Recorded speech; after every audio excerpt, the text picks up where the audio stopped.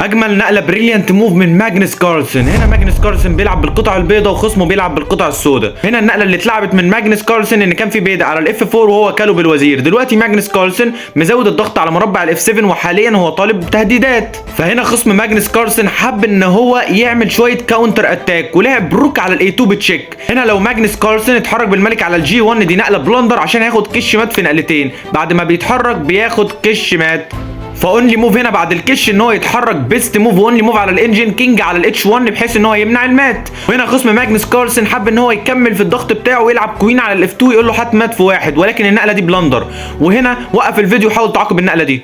هعتبرك وقفت الفيديو. هنا ماجنس كارلسن قرر ان هو يلعب روك على السي 8 بتشيك اونلي موف في الشكل ده. وهنا خصمه لعب البلندر الاخير اللي بيفنش الدور ما غطاش بالفيل وقرر انه يتحرك بالملك.